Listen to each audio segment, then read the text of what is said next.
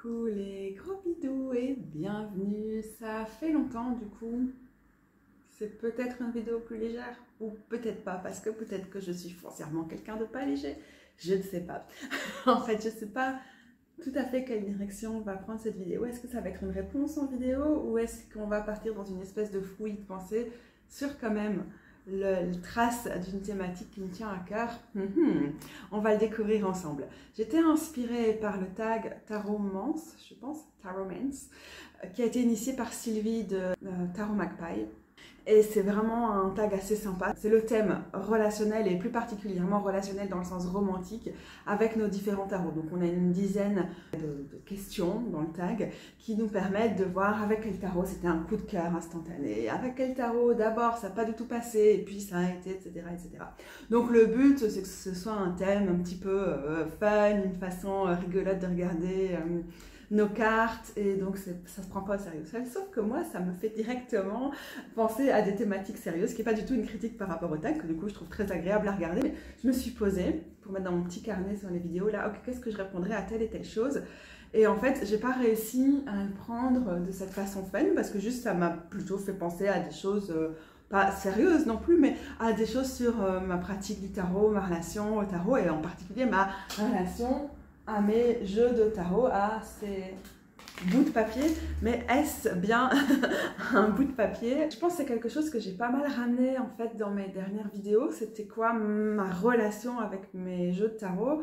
Et j'ai l'impression qu'une partie de ce tag, c'est de se dire, ah, parce qu'on a l'habitude de personnifier nos jeux de tarot, hein, c'est quelque chose dont on parle souvent dans la tarosphère, le tarot tube en anglais, attribuer des traits de personnalité à nos tarots pour pouvoir relationner avec eux, souvent d'une façon où on arrive et on dit, ok, je vais les personnifier, ça va être plus facile pour communiquer. Et donc, bah, du coup, comme on parle souvent de relation avec nos jeux, ok, c'est rigolo de partir du point de vue de la relation romantique pour parler de nos relations avec les jeux. Seulement, du coup, ça me fait penser, ok, quand je parle de relation avec le tarot, déjà, il y a parfois non, il n'y a jamais un effort conscient de personnifier mes tarots. C'est pas vraiment ça qui est derrière, c'est vraiment une réflexion qui est davantage animiste. La relation que j'ai avec les jeux de tarot, c'est des relations qui sont propres à chacun et que j'ai eu du mal à faire rentrer dans le tag, dans les questions à chaque fois, comment les calquer sur l'image des relations romantiques, parce que c'est tellement d'autres choses. Et donc, je sais pas, peut-être qu'au cours de la vidéo, je vais vous me dire, ok, mais du coup, comment moi j'aurais envisagé cette question-là, d'une façon qui allait peut-être mieux correspondre, ou est-ce que je vais juste passer, et donc je vais vous montrer des tarots, et je vais vraiment répondre à des questions sur mes tarots men's, ou bien en tout cas mes tarots relations, mes relations, comment pour... non, il n'y a pas moyen de faire un jeu de mots marrant là-dessus ici. Moi aussi, c'est possible que ça va être une vidéo où trouver mon questionnement pour le moment par rapport aux relations avec ces bouts de papier.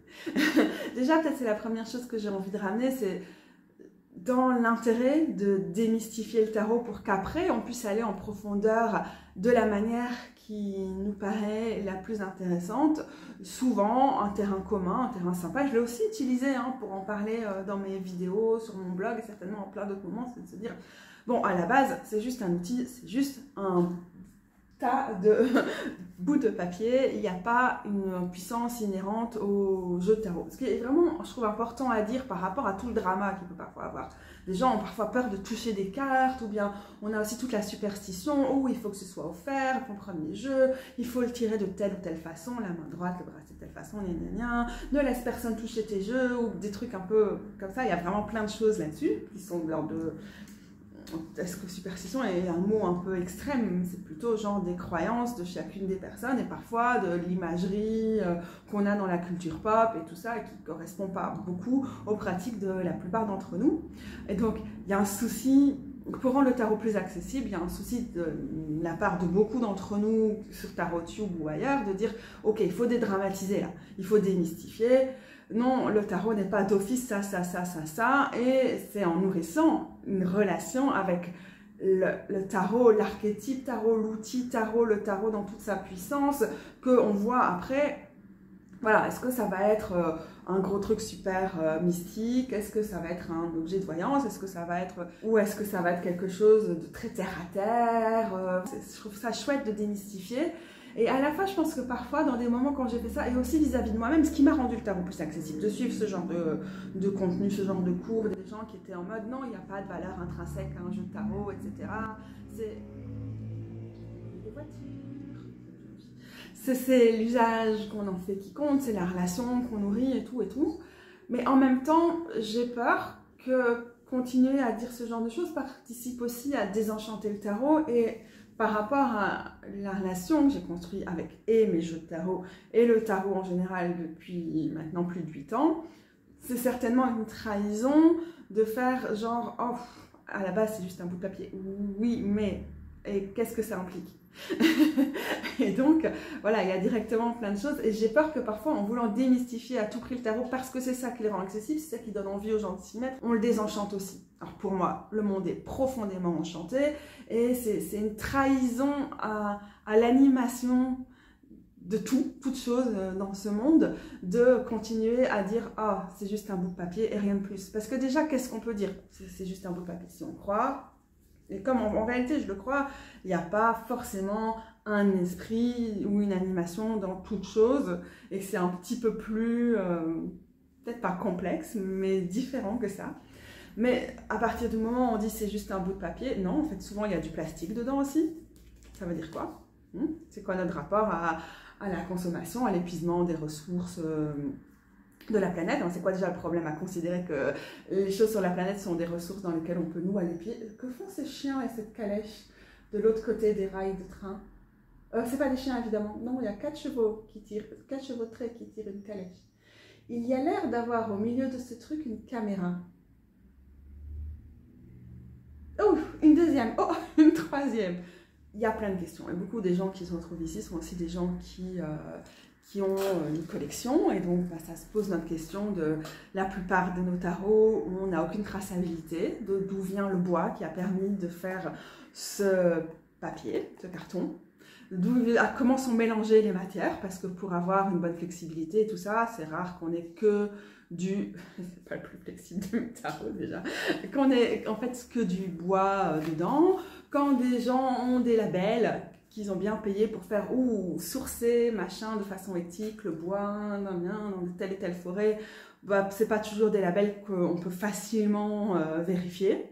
Où on sait que sur les labels, en général, il suffit de payer pour les avoir et qu'il n'y a pas vraiment une réelle traçabilité derrière. Dans le domaine du bois comme dans plein d'autres domaines, c'est le capitalisme vert n'existe pas, c'est juste là pour nous faire consommer davantage. On pousse les espèces, les arbres qui ont permis de créer ce tarot, on ne saura jamais en fait qui a derrière et du coup comment ça influence ma relation avec ce jeu de cartes, etc. Donc c'est extrêmement déjà compliqué de dire c'est juste un bout de papier, oui mais, et c'est un bout de papier, est-ce que je vais pouvoir le recycler? La meilleure façon, ce sera de le faire circuler. Est-ce que je vais le revendre sur Vinted? Et dans ce cas-là, quelle est mon approche du capitalisme, de la surconsommation et de passer par des intermédiaires qui prennent à chaque fois de l'argent ou qui demandent des déplacements et tout pour que les jeux restent en circulation tout en continuant à ce que... voilà. Et est-ce que le fait de pouvoir revendre mes jeux à l'envi, ça fait qu'en fait, j'en consomme encore davantage? Voilà, si je le donne à qui et comment je peux m'assurer que cette personne va faire en sorte que ça reste sur le système, parce que je pense vraiment que les 3/4, voire 90% de nos jeux sont en fait pas du tout recyclables, puisque c'est un mélange de matières où on va très difficilement pouvoir les distinguer les unes des autres. Souvent maintenant, ils ont des bords avec peut-être des pigments naturels, peut-être pas, j'en sais rien, c'est pas noté sur la boîte. Souvent des matières métallisées. Les matières métallisées, c'est quoi? C'est des microplastiques qui vont se retrouver dans les océans et qui vont nuire à tout le monde. Voilà, maintenant on a souvent des trucs un peu glossy, des effets de paillettes, etc. Les paillettes vont être interdites ou sont même déjà par l'Union européenne parce que la plupart du temps c'est du plastique extrêmement dangereux. Et parce que justement on ne sait pas, et c'est tellement petit qu'on ne sait pas en faire grand chose, quoi. Donc jamais, à aucun moment, c'est juste un bout de papier. Maintenant, est-ce que je me pose la question à chaque fois que je reçois un tarot, que je manipule mon tarot, de tous ces trucs qui sont pour la plupart des points d'interrogation? Non. Est-ce que je suis une personne extrêmement intuitive et je vais faire dans quel bois as-tu été fait, mon cher tarot? Non, je ne peux pas le savoir. Et c'est des choses qui viennent quand même faire partie de cette relation avec un jeu de tarot spécifique. On ne peut pas le nier. Si on nie ça, on nie toute l'existence du capitalisme. Or, ça a un impact réel sur nos vies tous les jours de notre putain de life. Et donc, voilà, pareil. La plupart du temps, les jeux sont imprimés où? Avec quelle encre? En Chine. Pourquoi la question des encres est importante? Parce que souvent, ça a un impact sur l'eau. Et en fait, la première chose, c'est qui a été exploité pour créer ces jeux qui, pour la plupart du temps, sont imprimés en Chine, avec un truc très opaque. On sait que souvent, hein, c'est comme, on rappellera l'exemple des influenceurs qui ont été visiter les usines de rêve de Chine. No way, hein, souvent on a des espèces de petites usines de façade qu'on peut aller vérifier pour faire « Oh, regardez, c'est vraiment très très éthique ». Plein de choses qu'on achète sur le marché de masse, y compris les tarots, sont créés dans des camps de travail pour les Ouïghours en Chine. J'ai aucun moyen de vous dire c'est d'office le cas pour ces jeux de tarot, mais j'ai aucun moyen de l'exclure. Bon, en l'occurrence, ici, je pense que c'est un tarot qui est fait par une petite maison d'édition avec une ambition plutôt éthique, etc. Il faut que j'aille chercher ma boîte qui est là tout au fond, donc je ne peux pas le faire tout de suite, mais je ne pense pas qu'il est imprimé ailleurs qu'en Chine. Et donc on est toujours dans parce qu'on est dans un système autoritaire en Chine, il y a forcément une opacité énorme sur voilà, qui est exploité à quel moment pour créer ça. Et même si ce n'est pas des personnes ouïghours dans des camps de travail où on stérilise les femmes et donc où on est vraiment dans un système génocidaire, on peut être à plein de moments dans des exploitations, dans un non-respect total des droits du travail, du droit des travailleurs, du fait d'avoir une rémunération juste, etc., etc. Et ceci dit, pour les tarots qui sont faits de façon plus locale, on n'a pas non plus toujours un regard absolu sur d'où viennent les encres, etc., etc. Et voilà, on vit dans un monde capitaliste et donc pour pouvoir produire ce genre de choses, c'est forcément qu'à un moment, on deal avec le capitalisme et je suis très heureuse que tous ces tarots fassent partie de ma collection, de pouvoir relationner avec eux. Mais c'est vrai que la romance, elle est déjà compliquée parce que j'ai pas beaucoup de moyens de connaître concrètement, matériellement, ce bout de papier-là et de savoir quel chemin il a parcouru. Et donc, quand je relationne avec mes jeux de tarot, ce sur quoi j'ai souvent un petit peu plus de connaissances, c'est qui sont les artistes, les créatrices derrière les tarots. C'est chouette quand on peut se renseigner sur leurs intentions, qui elles sont, qu'est-ce qu'elles ont voulu mettre, quand on se sent attiré, invité par l'art, par les mots autour de ce tarot, et ça participe pleinement de la relation. Et j'ai devant moi un deck, je vais aller le chercher. C'est Les Saisons de la Sorcière, l'exemplaire de Lita. Et j'ai déjà directement, j'étais choquée par certains trucs, il y a des choses qui m'irritaient, et dans le livret et dans les représentations. J'ai déjà mis des cartes en dehors du reste du jeu parce que je me suis dit non, elles m'emmerdent, j'aime pas le texte, ou j'aime pas encore le fait qu'il y a 20 000 couples, non, il y en a 4, mais tous les couples dans ce tarot sont des couples hétérosexuels, ça me fatigue. Et donc, en fait, aussi comment on fait quand on a des jeux de certains créatrices où il y a des choses qu'on adore dans leur travail et il y a des choses dans les écrits, dans les représentations où vraiment c'est un petit peu plus compliqué. Par exemple, j'adore les illustrations de la créatrice qui a été choisie pour les derniers decks de cette collection-là, mais ouais, je ne me retrouve pas toujours tellement dans les textes des créatrices, c'est un peu trop New Age pour moi. Et vraiment, ça m'a irrité quand j'ai reçu le jeu, et donc je me suis dit, ok, on va attendre, c'est pas encore la saison du solstice d'été, c'est un jeu du solstice d'été, peut-être qu'en fait, je vais pouvoir passer autour de tout ça. Mais donc ça, c'est des choses qui vont clairement faire que ma relation avec un tarot, avec ses images, avec ses textes, bon, dans ce cas-ci, c'est un oracle, mais ma relation... Enfin, tout ça influence la relation. Je ne peux pas faire genre, ah, c'est fictif, je personnifie le tarot, mais en fait, il n'y a pas de personnalité. Ben, tous ces gens ont voulu mettre quelque chose, ou parfois, en fait, j'adore, hein, je trouve tellement magnifique, mais parfois, je ne suis pas d'accord avec ce que les gens ont voulu mettre. Et j'en ai marre qu'on ait encore aujourd'hui des tarots et oracles. On dit, oh, ils sont inclusifs, ils font plein d'efforts et tout. Il n'y a toujours pas de personnes grosses. On est là, alors tu n'es inclusive de rien du tout si on n'est pas sur ton jeu. Et donc ça influence énormément ma relation avec ce genre de choses. Oui, bien sûr, c'est pas fictif, je suis pas en train de personnifier le jeu. À quel point j'aime ou j'aime moins, ou j'ai des réticences sur certains points, le travail de certains artistes va influencer ma relation. Et je trouve cet oracle magnifique, mais notre relation est d'ores et déjà un petit peu compliquée. C'est le but de Stag aussi, hein, c'est de voir, il y a pas mal de choses dans les questions qui étaient genre, ah, ceux avec lesquels c'était peut-être un peu compliqué au début, et puis on a fini par s'adorer, etc., etc.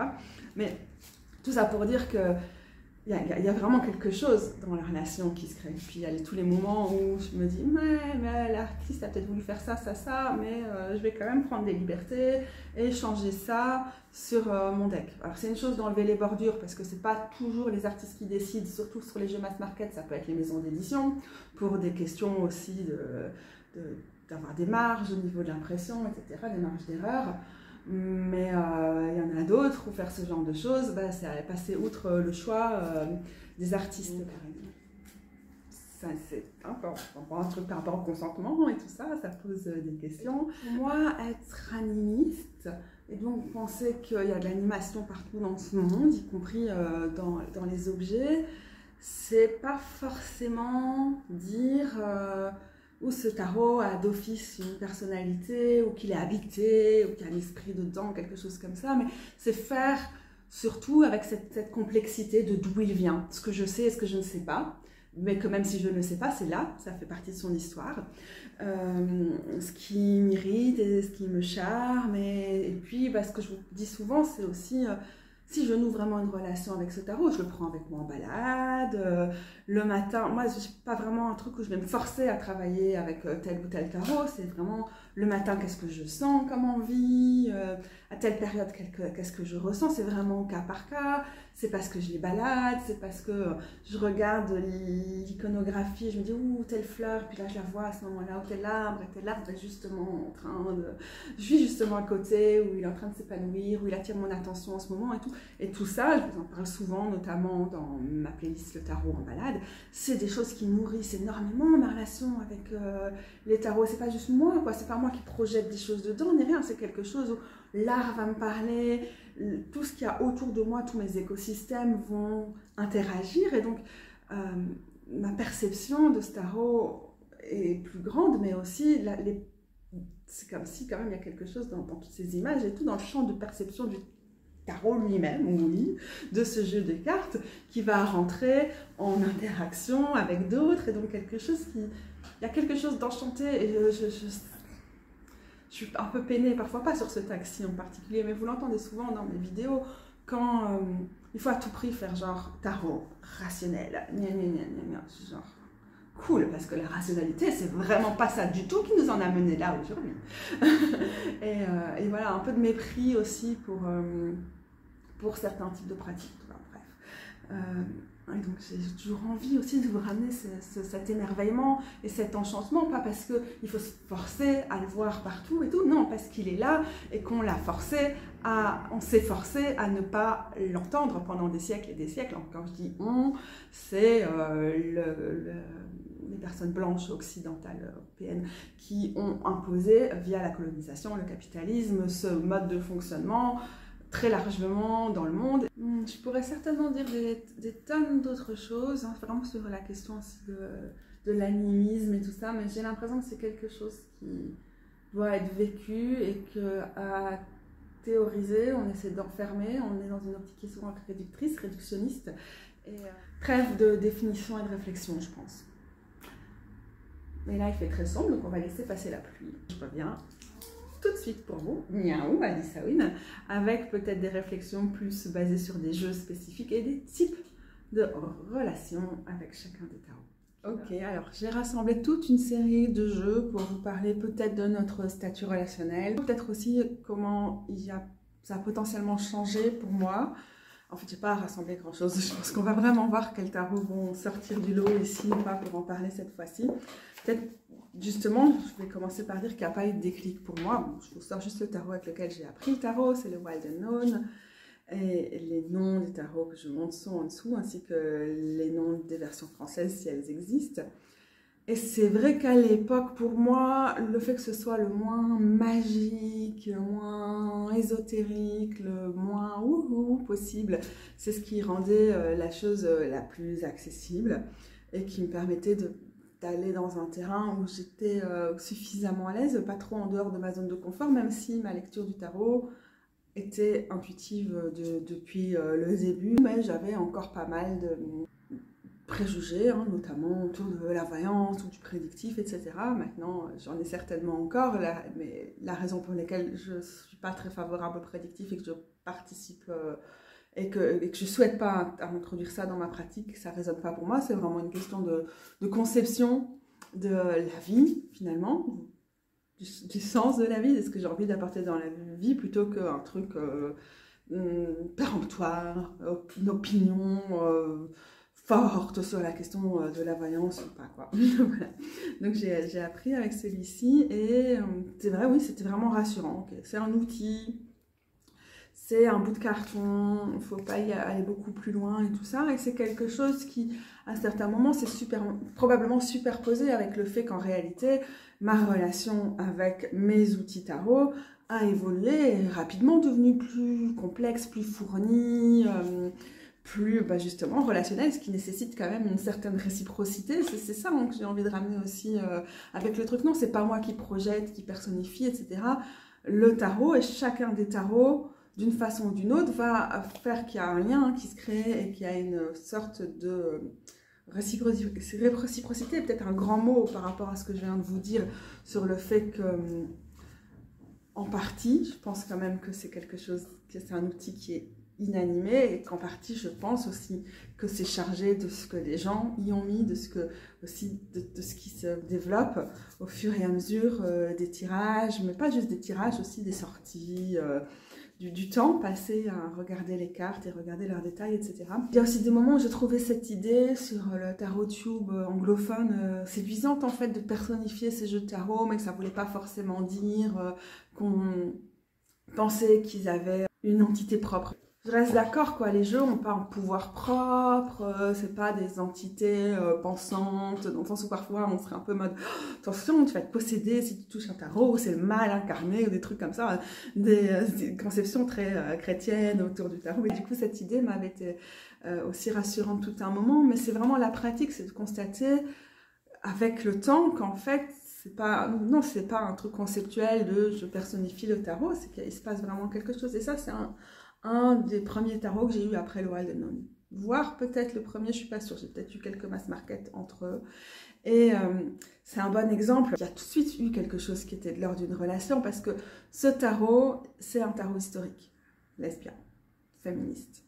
Et il est ancien déjà, donc même si c'est une copie que la créatrice avait au fond de son grenier, il avait quand même déjà à l'époque plus de 30 ans. Et aussi pour moi c'est un instantané de la culture lesbienne et féministe des années 80, et de cette effervescence autour de la réappropriation des codes du tarot par des féministes. Il y a directement quelque chose qui se crée de part aussi où j'en étais à ce moment-là, en termes d'activisme, en termes de travail, en termes de aussi le fait d'avoir étudié l'histoire et d'avoir quand même passé une partie de mon temps à étudier l'histoire des mouvements féministes, et également de par mon travail, à l'époque où j'ai reçu ce tarot aussi. Donc on a directement toutes ces choses-là qui viennent se mettre autour. Et c'est pas juste moi, parce que c'est mon centre d'intérêt, c'est aussi ce tarot pour ce qu'il a représenté, et qui représente encore historiquement pour la personne qui l'a créé, pour toutes les personnes qui s'en sont emparées, qui sont enfin pu se sentir vues dans un tarot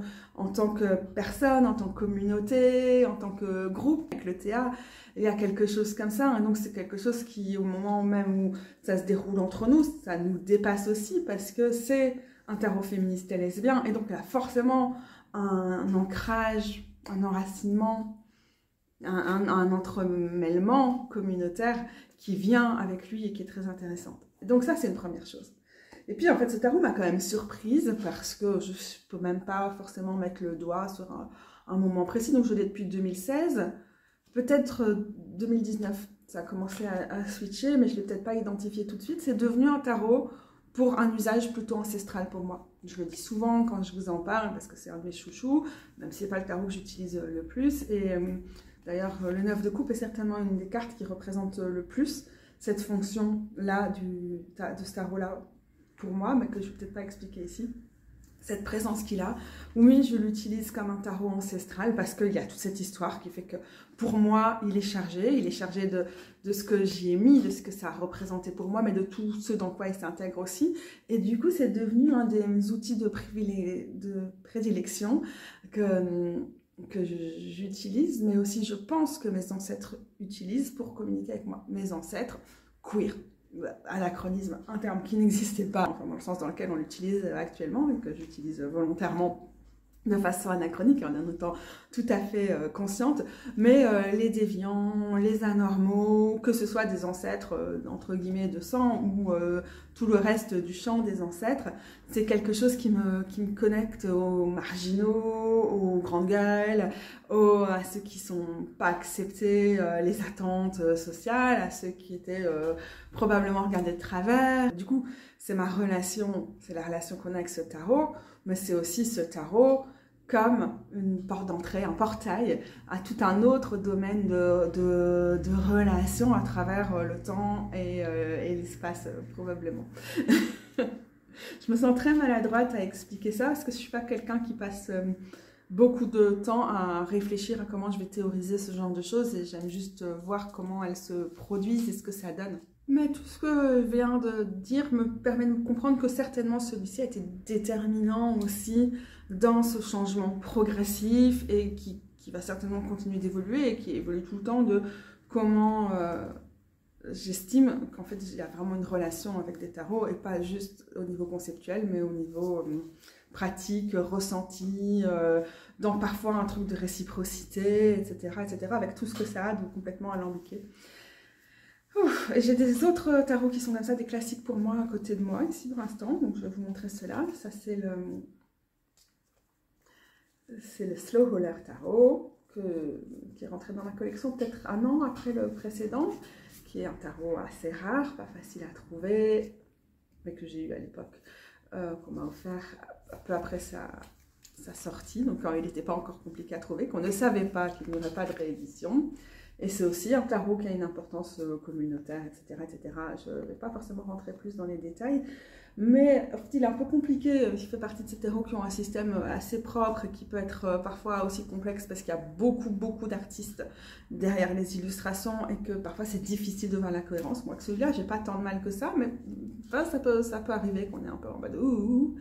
Et là, je dois dire qu'au niveau de la relation avec ce genre de tarot et non, je ne vais pas montrer l'autre exemple, je vais rester sur celui-ci, mais ça m'arrive aussi avec d'autres. Quelque chose qui m'aide vraiment à passer outre certains blocages ou le fait que j'arrive pas forcément à me voir dans toutes les illustrations ou à me dire, ok, ouais, ça c'est un bon exemple, hein, les amoureuses dans dans ce tarot aussi, parfois je suis genre... Je ne vois pas comment je vais coller les interprétations qui me plaisent avec cette carte sur cette image, mais aussi, je ne vois pas toujours comment je vais juste interpréter cette image. Je ne sais pas ce qui s'y produit. Et du coup, avoir fait un travail autour de certains cours, en particulier les cours de Lindsay Mack, que j'aime bien suivre et de me dire, ok, je fais ce cours qui est beaucoup basé sur l'introspection, du journaling, des tirages et tout. C'est pas un cours d'apprentissage du tarot, c'est un cours où le tarot fait partie des outils du cours, disons. Et de pouvoir à chaque fois faire du journaling, faire des tirages, avoir un truc de réflexion autour de ces tarots-là, ça me permet vraiment de venir avec plein de choses personnelles, très profondes. Et du coup, est-ce que c'est uniquement personnel, je ne sais pas, mais qui permet de créer un lien d'intimité avec ce tarot et de dépasser certains types de blocages. Donc ça, c'est toujours quelque chose qui est très chouette.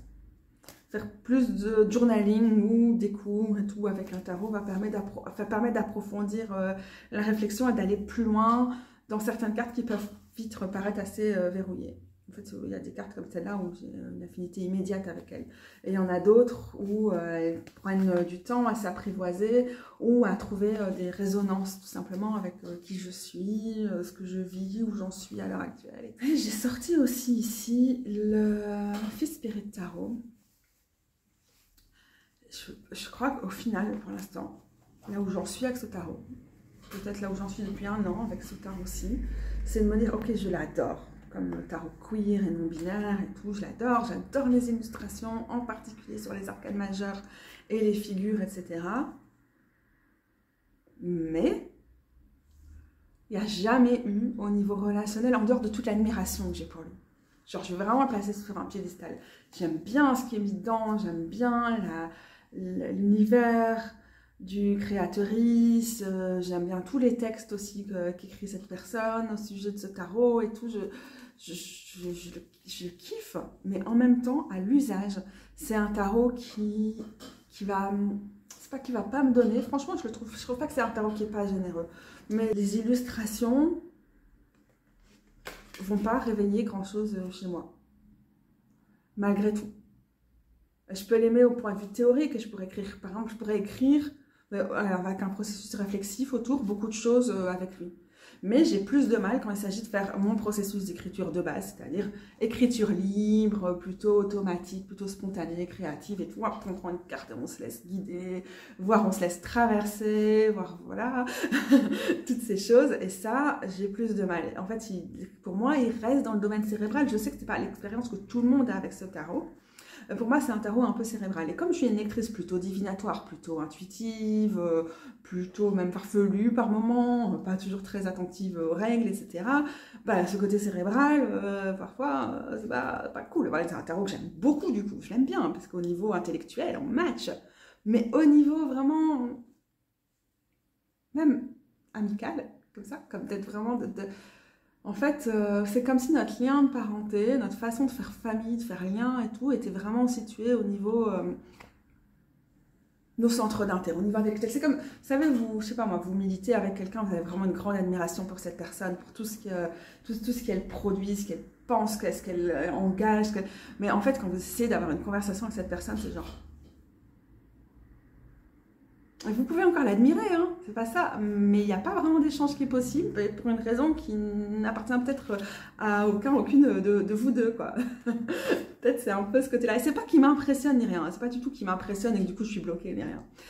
C'est pas ça, je peux pas dire. J'ai certainement des tarots qui m'impressionnent, ce serait intéressant d'aller en chercher un ou l'autre et que ça peut aussi affecter notre façon de relationner, mais c'est pas le cas avec lui, mais voilà, il est un peu spécial. Il y a eu des moments où vraiment je me suis dit, oh, heureusement qu'il est là, il me fait du bien par rapport à certaines choses et tout, mais c'était très ponctuel par rapport à toute l'histoire qu'on a eue depuis que je l'ai, donc je m'imagine depuis peut-être 2020 ou quelque chose comme ça, et ça pourrait revenir, on pourrait être de nouveau dans un truc complètement incroyable, on est super proche et tout, mais au final, pour l'instant, je dois dire que c'est pas un tarot dont je me sens très proche, autrement qu'intellectuellement et en termes de généalogie queer féministe. J'en profite pour sortir un... Ah, j'ai pas sorti mon truc. J'ai sorti un tot. J'ai rien à dire sur le tot. J'ai zéro relation avec le tarot de tot. Je le trouve un peu... je pense même que c'est au-delà de ça, je m'en protège un peu parce que... Déjà, Aleister Crowley, reste bien loin, mon gars. Et puis, les dessins de Harris ne me parlent pas vraiment beaucoup, de Lady Frida Harris. Et j'aime pas beaucoup cette esthétique milieu du XXe siècle. Là, je peux vraiment dire c'est moi le blocage. J'ai un intérêt pour le tot et pour l'étude du tarot de tot et pour l'étude des tarots qui sont inspirés du système de tot et tout. C'est pas du tout que je suis complètement bloquée. Même si c'est vrai que le côté appropriation culturelle et tous les trucs relous, antisémites et autres, avec le Zozo là, Aleister Crowley, ça fait partie des choses qui se mettent en travers de la route. Mais je trouve ça vraiment important de l'avoir dans ma collection comme référence pour les moments où j'étudie un peu, je me plonge un petit peu dans le système du tot. Mais j'ai déjà essayé de tirer avec lui et tout, mais... Je préfère le garder à distance. Et c'était pas lui que je voulais montrer, mais je vais aller chercher le tarot que je voulais montrer. Je voulais parler de celui-ci. C'est le Rider-Waite-Smith de base. En fait, finalement, c'est un peu la même chose que le tot. Je ne sais pas que j'ai appris en n'ayant pas connaissance de ce tarot-là. Il était souvent dans mon radar. Souvent dans mes références, mais il y a tellement d'images en ligne, il y a tellement de tarots qui sont vraiment fort inspirés de celui-ci que je n'avais pas le besoin de l'avoir. Et je pense, sauf le respect qu'on peut avoir pour Pamela Colman Smith et ses merveilleuses illustrations, etc., qu'il y a beaucoup de choses qui me bloquent, qui me bloquaient beaucoup là-dedans, hein, notamment le côté très colonial, conquête, patriarcale, des bâtons, Le côté très financier des pentacles, par exemple. Le côté très drama, suite du chagrin. Le mental est associé au chagrin, etc.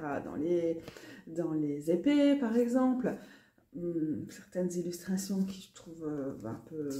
beaucoup me posent problème. Et tiens, j'ai rien dit sur les coupes. J'ai rien de spécial à dire sur les coupes, je pense. C'est pas la pire des suites dans celui-là. Mais bon, là, on sait son côté un peu très trop hétéronormé, etc., etc.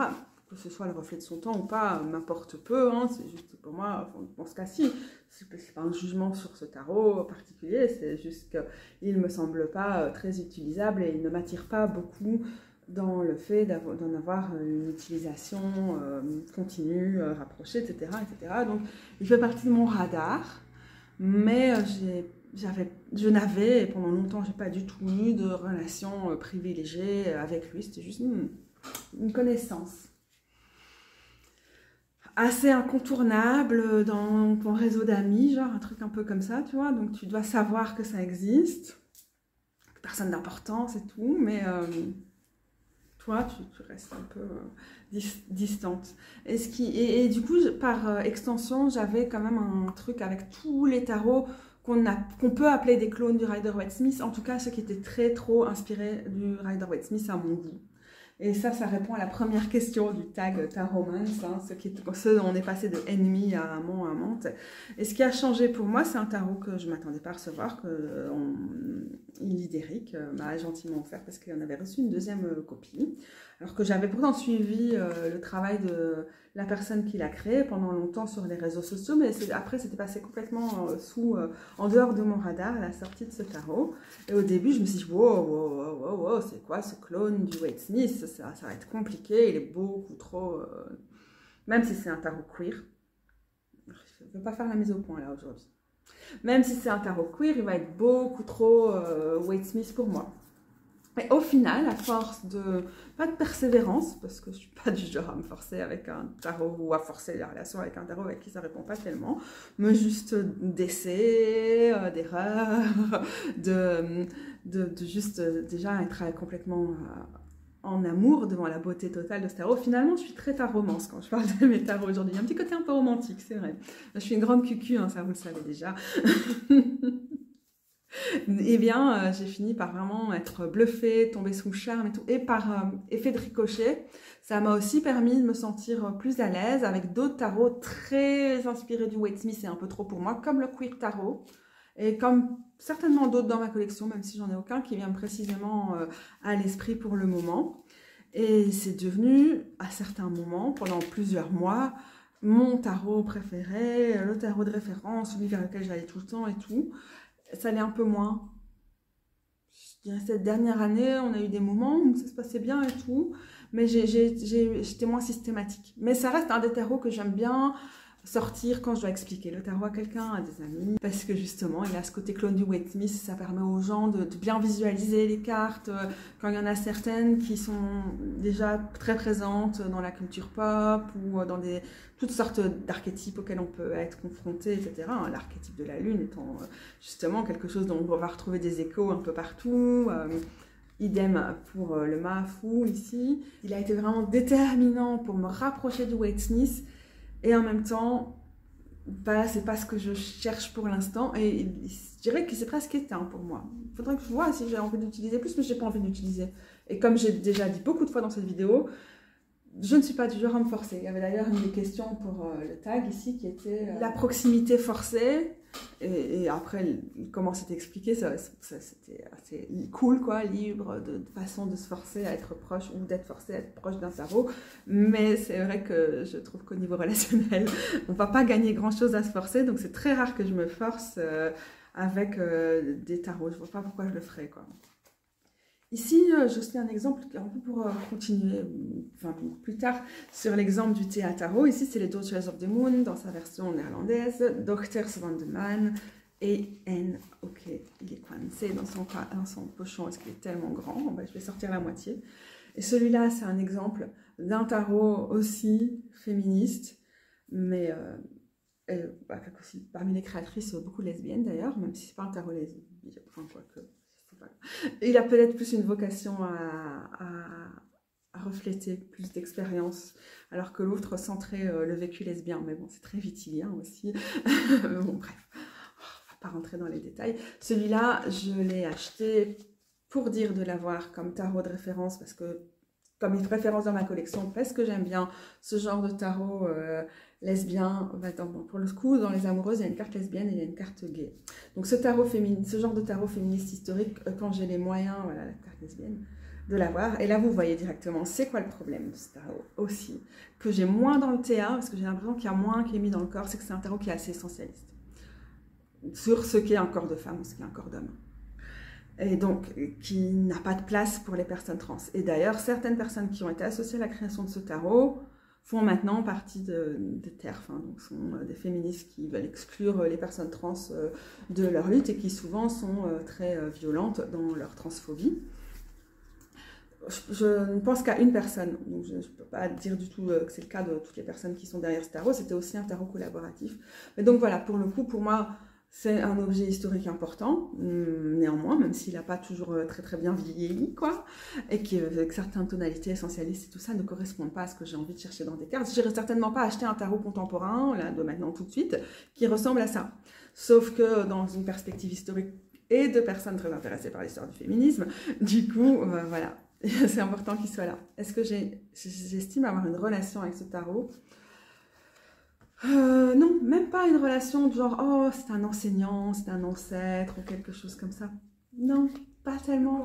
Le courant ne passe pas et en même temps, on tente et c'est très important pour moi qu'il soit dans ma collection. Liberation Tarot, ce qu'il y a avec celui-là, je dirais que il est peut-être représentatif d'un truc que je peux avoir avec beaucoup de tarots plutôt militants, engagés, libérateurs et tout comme celui-là. C'est que parfois, comme j'ai pu avoir le Lucky Spirit Tarot, j'ai un truc de oh, il comble tellement un manque, il est tellement inédit, il est tellement important au niveau de plein de choses qui sont importantes pour moi et tout, que j'ai un premier truc de waouh, je l'adore, c'est fabuleux. Et que parfois, avec ces tarots-là, en fait, ça a un effet comme ça de soulagement au moment où je le rencontre, genre je savais pas que tu existais, c'est trop merveilleux qu'il y ait des gens comme toi, qu'il y ait des tarots comme toi, qu'il y ait des créations comme toi. Et puis après, c'est genre, oui, mais finalement, ça ne parle pas tant que ça. Pour l'instant, je n'ai pas du tout ça avec le Liberation Tarot. Je suis toujours complètement sous le charme de tout ce qu'il propose et ses façons de répondre. Ça me bluffe. Je l'utilise un petit peu moins qu'au début parce que voilà, je varie aussi mes usages des tarots et oracles en fonction de plein de choses. Mais il reste un tarot qui va sortir, disons grosso modo, tous les 3 jours facilement. Mais c'est vrai que parfois, c'est pas rare, hein, un effet de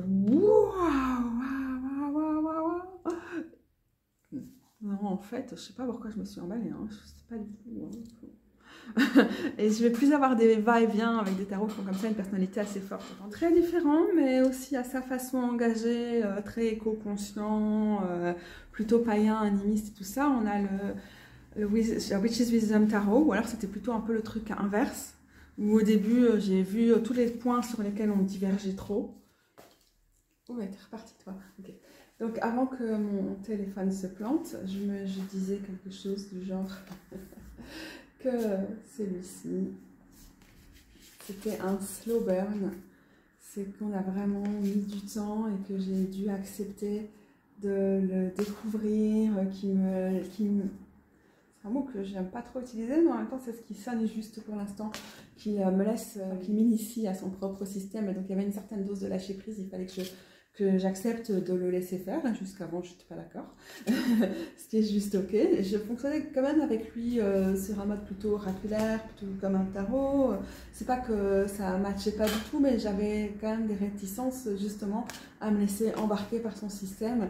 Et il m'a pris par la main et il m'a pu le prendre par la main à partir du moment où on a été viré de Bruxelles et on s'est retrouvé ici, ce qui, je pense, de plus en plus avec le temps était vraiment plus qu'un choix, un appel et une obligation presque la part de ce lieu qui nous a accueillis ici. Et à ce moment-là, Starro a fait donc déjà, j'avais arrêté de l'utiliser à Bruxelles et je l'utilisais qu'à la campagne chez mes parents parce qu'ils ne voulaient pas fonctionner à Bruxelles. Et à la campagne, ça allait bien, mais j'avais quand même jamais, du coup, je passe pas non plus tant de temps que ça, l'occasion de me laisser complètement prendre par son univers et par sa sagesse. Hein, c'est un de ses noms, c'est son nom, le Witch's Wisdom Tarot, le tarot de la sagesse des sorcières. Et du coup, ici, il a vraiment eu l'occasion de se dévoiler. Et du coup, c'est vraiment relationnel dans le sens qu'il y avait une des questions, c'était triangle amoureux. C'est pas du tout un triangle, hein, je ne fonctionne vraiment pas comme ça, mais il y a eu de l'alchimie à partir du moment où il a trouvé un lieu, un autre lieu, et un lieu dans lequel j'étais vraiment moi prête aussi à m'enraciner, et auprès duquel j'étais prête à m'engager, parce que c'est vraiment comme ça que je vis ma relation au lieu, au fait. Et là, lui, il a pris complètement un autre visage. En fait, il s'est enraciné aussi avec moi en quelque sorte. C'est un tarot qui est très très terrien, très païen. Voilà, et donc je pourrais parler de tous mes tarots comme ça évidemment pendant des heures, et c'est déjà ce que je fais en réalité au fil de mes vidéos, en particulier mes vidéos de bilan du mois, et normalement je filme prochainement une vidéo de bilan du mois, donc on va pas aller plus loin. Pour mon anniversaire, je me suis offert, mon anniversaire qui est seulement la semaine prochaine, le 28, je me suis offert le Awakening Tarot. C'est un tarot aussi animiste. C'est ce qu'il dit, c'est ce que la créatrice Monika Bodirski dit de lui. Monika Bodirski, excusez-moi, on ne prononce certainement pas ça tout à fait comme ça en anglais, mais donc voilà. Et alors lui, c'est toute une histoire. C'est toute une personnalité, ce tarot. Vraiment, il vient avec une personnalité. On sent, moi déjà, j'aime bien, parce qu'on sent... Chaque fois que je vois le travail de Monika Bodirski, même si son travail ne m'appelait pas plus que ça auparavant, ce que j'aime bien dans son travail, c'est que tu sens la maturité, quoi. Je ne savais rien du tout sur cette personne, mais je voyais bien que c'était une personne, une artiste, potentiellement une sorcière, une mystique et tout, avec un sacré bagage. Et c'est tout à fait la même chose de la part des deux personnes qui ont créé le Witch's Wisdom Tarot. Et en vrai, à ce moment-ci de ma vie, j'aime bien ça. J'aime bien avoir des tarots qui sont comme ça... On sent bien qu'ils ne s'excusent pas, qu'ils assument toute leur complexité et tout, et qu'ils ne sont pas en train d'essayer d'arrondir ou de se plaire dans l'air du temps ou des trucs comme ça. En fait, je trouve que n'importe qui peut créer un tarot et que c'est vraiment important de pouvoir faire ce cheminement-là, de naviguer avec le tarot et tout. Mais en ce moment, j'ai vraiment un truc d'avoir des personnes qui ont encore des personnes qui ont une sacrée expérience de vie et ou une sacrée expérience de sorcière, qui viennent et qui nous font une proposition et une expérience aussi, évidemment, avec le tarot. Mais c'est pas l'expérience avec le tarot qui est primordiale pour moi ici. C'est vraiment toutes ces connaissances, cette sagesse, cette créativité, cette façon de communiquer avec, entre guillemets, l'autre monde, où la totalité des mondes n'est pas juste une certaine surface complètement désenchantée. Les gens qui font ce genre de propositions, je suis là, ouais, vas-y, trop bien. Alors, ce tarot est arrivé avec une sacrée personnalité, je le dis, parce que parfois on le sent comme ça, les gens ont tellement mis dans un tarot, et en fait c'était un peu la même chose avec celui-ci, que les personnes ont tellement fait des voyages, dans ce cas-ci, elles disent qu'elles ont fait des voyages chamaniques pour canaliser les cartes, voir ce que le tarot voulait proposer. Ce qui fait que parfois on est genre, ok, c'est beaucoup, mais ça se sent énormément, du coup, quand le tarot arrive avec une personnalité, c'est pas des personnes un peu... molles ou qui tentent quelque chose, ou bien une énergie un peu collective, ou comme un peu celui-ci, le Liberation Tarot, cette énergie collective, ou certains autres que je voudrais vous montrer, comme le Slow Roller. Il y a des fois ça fonctionne, parce qu'en fait on sent, je trouve qu'on sent l'anarchie collective, le fait d'avoir été dans un processus complètement horizontal et du coup complètement désorganisé, parce qu'on vit dans un monde capitaliste et productiviste, et donc le fait que tu arrives avec complètement une autre proposition, bah, ça fait que probablement ce tarot a dû rencontrer des difficultés pour voir le jour, et en même temps c'est complètement ça, sa richesse, voilà. Du coup c'est un autre type de sagesse, je ne sais plus du tout c'était quoi le début de ma phrase, il faut vraiment que je finisse cette vidéo. Oui, lui, il a une personnalité très, très anarche, mais en tant que personne anarchiste, je suis complètement convaincue par ce qu'il propose aussi. Je le trouve très organique, je le trouve très connecté, je le trouve très habité, je le trouve très riche et changeant et tout. Et celui-ci, par contre, il a une certaine fixité dans son caractère, une certaine rigidité. D'ailleurs, quand on lit le super bouquin que la personne a écrit avec ce tarot, oh, ben, le 9 de cœur est par terre. On sent bien que c'est une personne qui a des convictions et qui est très ouverte et qui a plein de choses à apprendre et à donner et tout, mais qui en même temps est aussi très capable de défendre ses positions, et je trouve que ce tarot a l'air d'être le reflet. Peut-être que c'est juste un ressenti, hein, et que, voilà, que quelqu'un pourrait avoir un ressenti complètement différent avec lui, mais j'ai un sacré ressenti comme ça, et quand je lui pose des questions, genre j'ai un coup de cœur quand il arrive, je me dis waouh, quel tarot animiste, animé. Ce tarot, je sens directement à quel point il est animé. Mais je vous en parlerai plus de toute l'histoire de ce tarot, hein, probablement dans ma prochaine vidéo. Mais alors, je lui posais des questions, genre, comme je fais souvent, alors qui veut venir se balader avec moi? Je dis, j'ai trop envie de sortir avec ce tarot-là. Et alors, je réponds comme ça, mais va te faire voir en fait. Ça va aller, ouais, tu te prends pour qui là? Ouais, moi là, c'est moi qui décide. Ou oh, je suis tellement sous le charme, j'aimerais trop faire une vidéo pour te présenter. Est-ce que je peux, dis, est-ce que je peux? T'es là. Non, non, non, arrête. Sérieusement, je reçois des cartes. Peut-être vous le voyez sur certaines illustrations qu'il a ce côté quand même très, très direct. En tout cas pour moi, s'il me parle un langage, je le trouve très très direct. Je le trouve vraiment sans fioriture. Mais en même temps, voilà, il avait son truc. On va pas faire les choses forcément comme tu en as envie, Kato. Tu vas arrêter d'essayer d'être dans le mental et tout ça. Tu vas te connecter à un autre rythme, une autre temporalité aussi, et un autre type de sagesse. Et ta gueule. J'ai eu l'impression qu'il me disait ta gueule sérieusement par moment. Et du coup, je me retrouve à passer du temps avec lui. Maintenant, ça va un peu mieux parce que j'ai dû changer mon rythme pour m'adapter à lui. Oui, là, ça va vous paraître très très bizarre si vous pensez que vraiment les tarots n'ont pas de personnalité. Là, vous vous dites qu'Kato, elle est complètement tège, elle est ailleurs sur une autre planète, et j'assume. Mais du coup, j'ai eu des pratiques que j'ai très rarement avec des tarots avec lui, voire certaines que j'ai pas, pour pouvoir l'explorer et faire connaissance.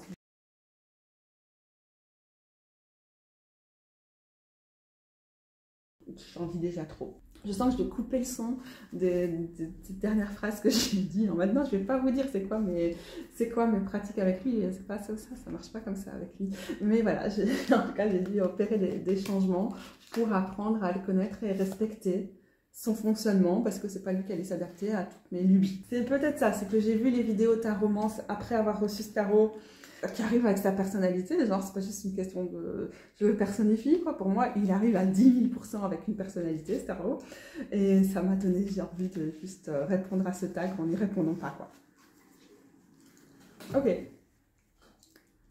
merci de m'avoir suivi, les gros bidous, et à bientôt pour de nouvelles aventures, ou pas très très bientôt, parce que vous avez vu pour l'instant la chaîne, ça va, ça vient, c'est pas forcément dans mes priorités, et j'ai pas forcément toujours l'inspiration, et je suis en plus pas là pour me forcer, puisque c'est un des thèmes qu'on a abordé en parlant des tarots aussi, ne pas forcer la relation. Et bah avec vous c'est pareil, hein, parfois, désolée, mais j'ai besoin d'un peu de distance. Je vous adore sinon, hein, pensez pas que je vous aime pas pour autant. À bientôt les gros bidous.